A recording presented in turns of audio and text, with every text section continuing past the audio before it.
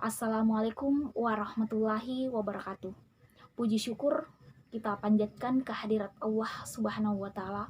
Semoga senantiasa kita semua diberikan kesehatan dalam keadaan sehat walafiat. Amin ya Rabbal 'Alamin. Baiklah, kami dari kelompok 9 akan mempresentasikan mengenai risiko, peluang, dan tantangan UMKM Sang Pisang di masa COVID-19. Di sini diajukan untuk memenuhi tugas final manajemen risiko. Untuk pemateri pertama yaitu Indra Dewi, pemateri kedua saya sendiri Yusriani, pemateri ketiga Yusril Dinata Kusuma, dan pemateri terakhir Nurul Asmi Asri.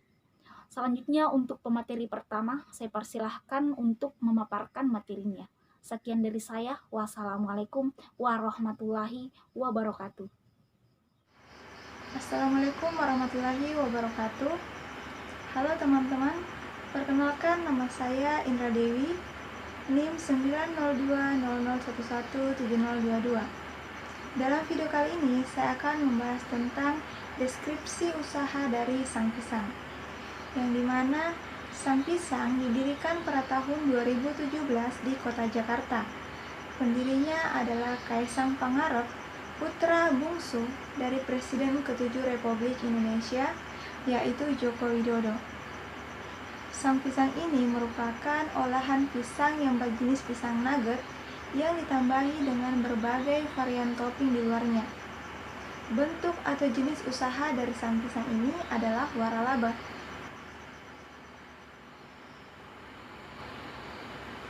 Sang pisang mempunyai berbagai macam varian rasa yang dapat teman-teman pilih ketika ingin membeli produk dari sang pisang ini.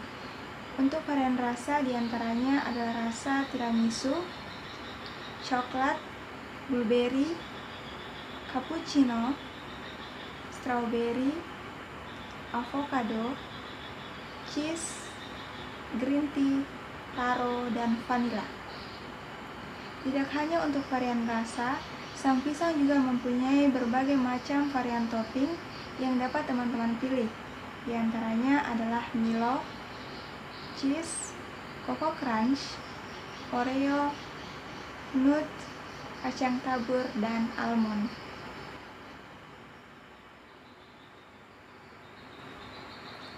Adapun mengenai harga, satu porsi pisang nugget dari sang pisang dibanderol dengan harga Rp20.000 per porsi.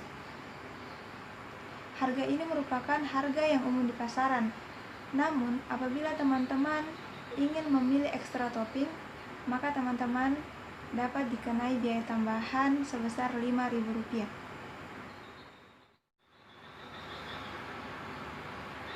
Sang pisang memiliki desain logo bergambar monyet dan pisang, yang dimana kemasannya terbuat dari kardus dan memiliki background yang berwarna hitam dan dihiasi dengan aneka pisang. Logo ini cukup menarik menurut saya karena warna kuning pada tulisan sang ini membuat mata pembeli menjadi segar dan mungkin akan membuat lapar mata. Kenapa? Karena psikologis warna mengatakan jika warna kuning dan merah pada brand makanan itu dapat menarik minat pembeli untuk membeli produk makanan kita. Kardus kemasan sang pisang berbentuk persegi panjang, yang dimana ini terbuat dari kardus yang tidak mudah luntur jika terkena minyak, karena di dalamnya terdapat lapisan anti air atau lapisan anti minyak. Adapun kelebihan dan kekurangan dari sang pisang ini, untuk segi kelebihan, yang pertama adalah harganya yang ramah di kantong. Kenapa saya mengatakan harganya yang ramah di kantong? Karena dengan Rp20.000 saja, teman-teman sudah dapat menikmati satu porsi pisang nugget sesuai dengan selera teman-teman. Nah, kelebihan kedua, sang pisang ini memiliki berbagai varian rasa. Nah, tentunya ini dapat memudahkan pembeli untuk memilih rasa sesuai dengan selera mereka masing-masing. Kelebihan yang ketiga adalah kemasannya yang aman. Kemasan sang pisang ini memiliki desain kunci sehingga aman untuk dibawa dan tidak mudah sobek. dan di dalamnya ini terdapat lapisan anti air atau lapisan anti minyak, sehingga ketika ditaburi topping atau dilumuri topping, maka kardus atau tempat atau kemasan ini itu tidak berubah bentuk.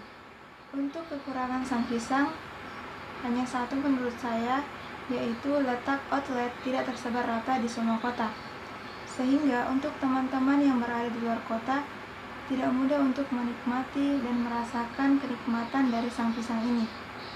Mereka bisa menggunakan jasa Grab, namun itu dapat menambah biaya yang lebih mahal lagi. Untuk izin usaha, sang pisang memiliki izin usaha yang bersertifikasi halal dan lulus uji BPOM.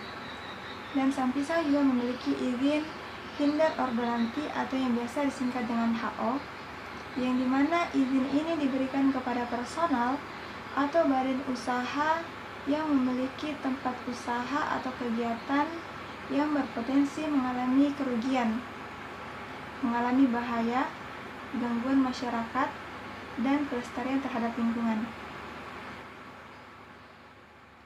Baiklah, itulah pemaparan singkat mengenai deskripsi usaha dari sang pisang. Lebih dan kurangnya mohon dimaafkan. Assalamualaikum warahmatullahi wabarakatuh.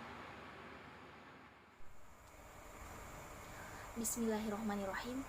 Assalamualaikum warahmatullahi wabarakatuh. Perkenalkan, nama saya Yusriani dengan nomor induk mahasiswa 90200117035. Saya dari jurusan Manajemen angkatan 2017, Fakultas Ekonomi dan Bisnis Islam. Baik, terima kasih. Di sini saya akan melanjutkan pembahasan dari kelompok kami. Akan saya bahas mengenai risiko-risiko usaha. Manajemen risiko adalah suatu proses di mana manajer perusahaan melakukan identifikasi adanya risiko pada seluruh bagian di dalam organisasi yang berpotensi menimbulkan kerugian, kemudian mengembangkan rencana untuk meniadakan atau memperkecil jumlah kerugian yang mungkin terjadi. Selanjutnya mengenai risiko yang akan dihadapi usaha makanan. Nah, yang pertama itu mengenai aspek pemasaran. Risiko pemasaran dapat mengakibatkan turunnya penjualan serta rusaknya citra perusahaan yang ditandai antara lain oleh turunnya pangsa pasar dan berkurangnya distribusi barang. Pada akhirnya akan mengakibatkan turunnya pendapatan. Hal ini dapat mengakibatkan meningkatnya biaya produksi perusahaan sehingga menaikkan harga jual barang. Dalam menjalankan risiko pemasaran yang dihadapi oleh pemilik usaha, diantaranya itu mengenai promosi. Nah, dalam mengenalkan produk, pemilik usaha melakukan promosi terbatas pada konsumen yang berada di lokasi usaha. Kemudian mengenai persepsi konsumen, dikarenakan produk yang dijual itu merupakan produk baru, maka mayoritas konsumen memiliki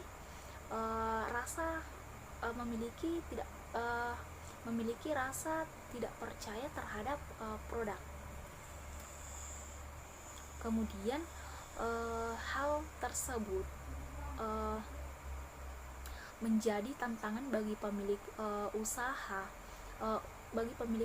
untuk mengedukasi atau meyakinkan bahwa produk itu merupakan produk personalis. Selanjutnya mengenai persaingan harga jual. Ini dirasakan pemilik usaha menyadari produk yang dijual itu merupakan produk baru dan belum dikenal oleh masyarakat. Upaya dalam menghadapi itu dapat menjadikan keunikan produk sebagai senjata dalam menarik minat beli di konsumen.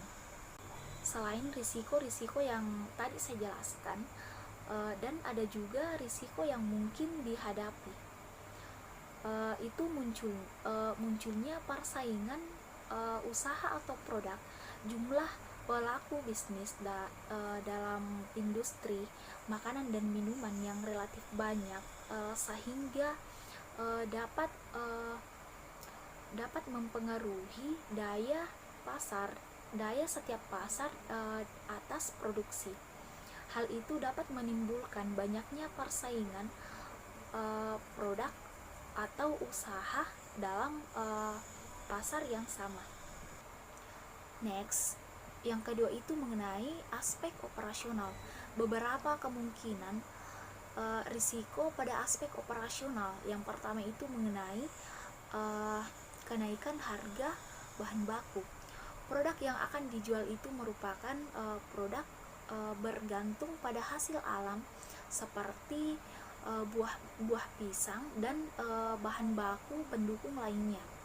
Kenaikan harga bahan baku mentah ini pun memiliki pola yang tidak dapat digunakan untuk mengantisipasi terjadi kenaikan bahan baku. Misalnya musim kemarau, Natal akan mengalami kenaikan pada harga telur, namun tidak menutup kemungkinan terjadi perubahan harga di luar musim tersebut. Selanjutnya, yang kedua itu mengenai bahan baku yang mudah rusak.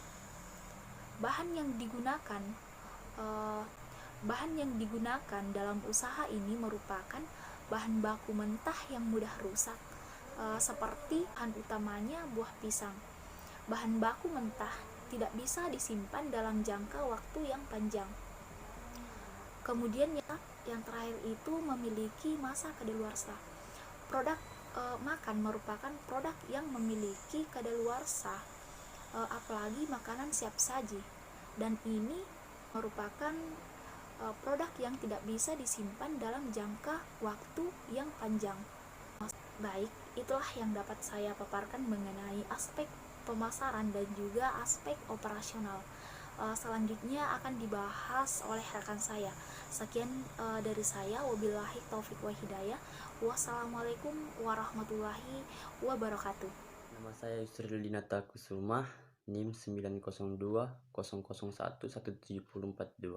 Nah, saya dari kelas manajemen A tahun 2017. Di sini saya akan melanjutkan pembahasan yang disampaikan oleh teman-teman saya sebelumnya, yaitu resiko-resiko terfokus kepada aspek sumber daya manusia. Jadi, resiko yang mungkin muncul dalam aspek sumber daya manusia adalah berhubungan dengan karyawan itu sendiri. Sifat karyawan yang kurang baik, misalnya karyawan yang malas, karyawan yang kurang bertanggung jawab, karyawan yang kurang disiplin, atau mungkin karyawan tidak jujur, dapat menimbulkan dampak yang kurang baik dalam produksi. Berjalannya bisnis risiko aspek sumber daya manusia yang dihadapi pemilik usaha. Yang pertama adalah keterbatasan sumber daya manusia. Jadi, terbatasnya sumber daya manusia, yaitu jumlah karyawan yang dimiliki suatu perusahaan, dapat mengakibatkan terganggunya proses produksi.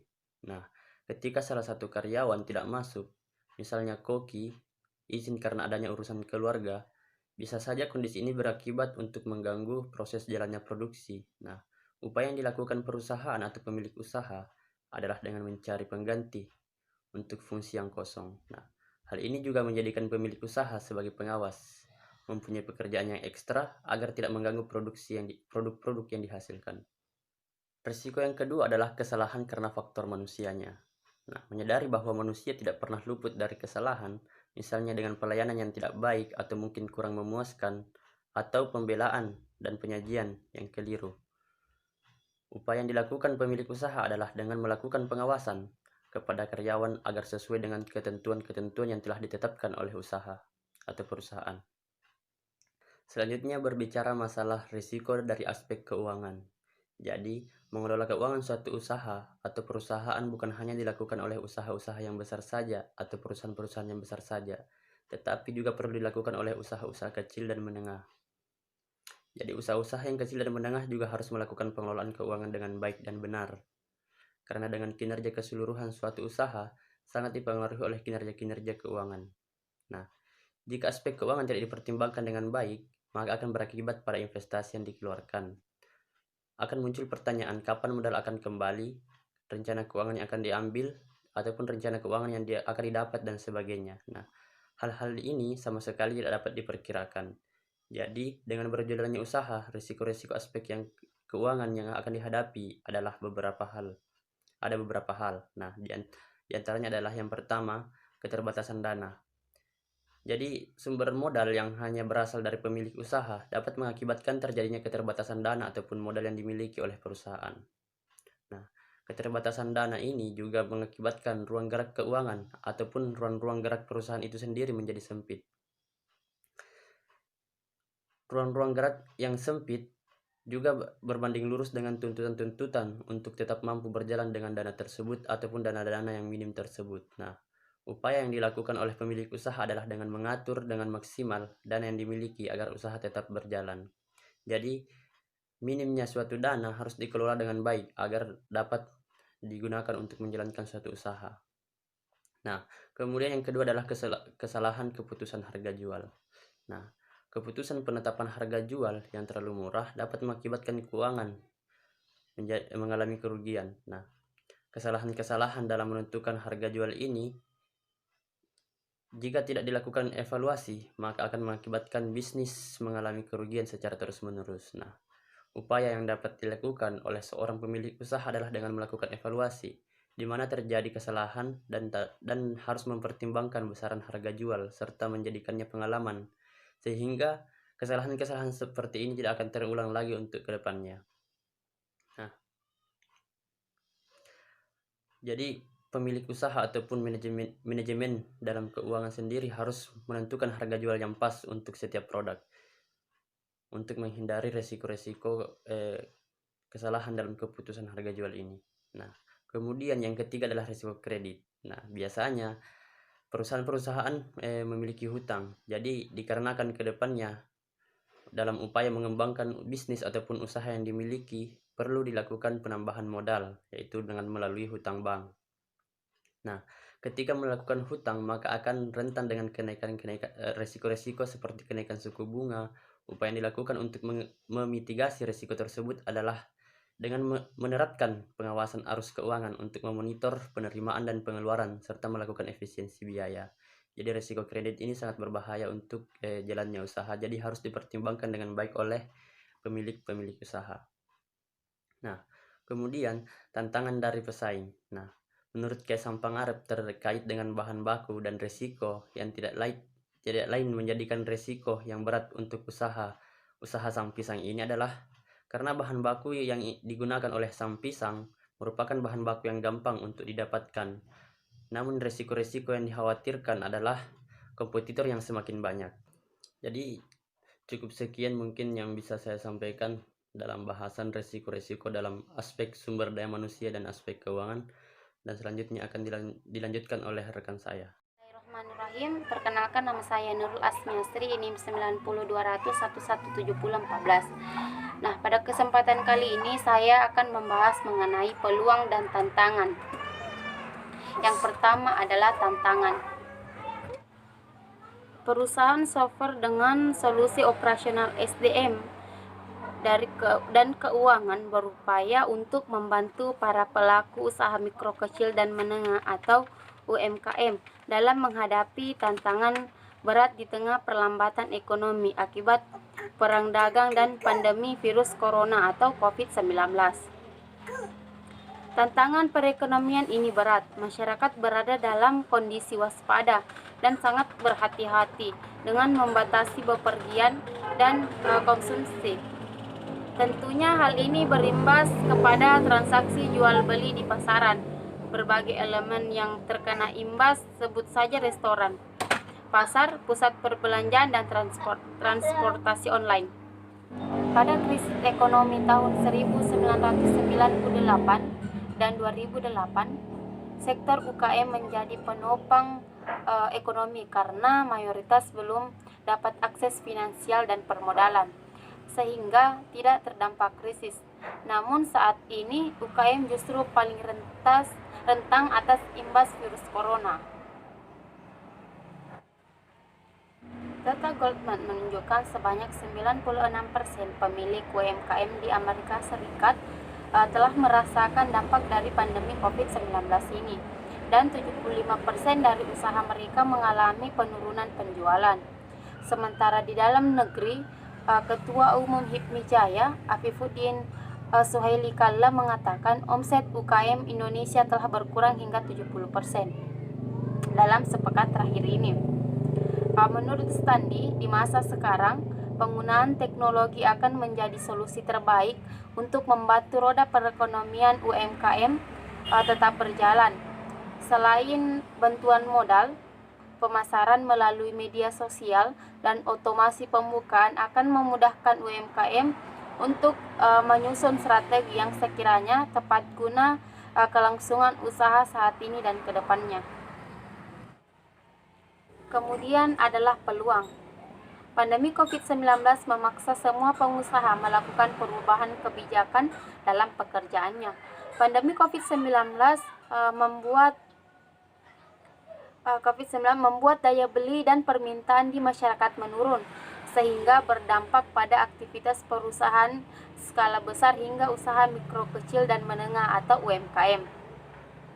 Walaupun sebagian besar tidak bisa membuka restoran untuk makan di tempat, demi mendukung penerapan pembatasan sosial berskala besar atau PSBB dari pemerintah, UMKM kuliner tetap memiliki peluang untuk produktif dengan memaksimalkan layanan pesan antar dari aplikasi daring.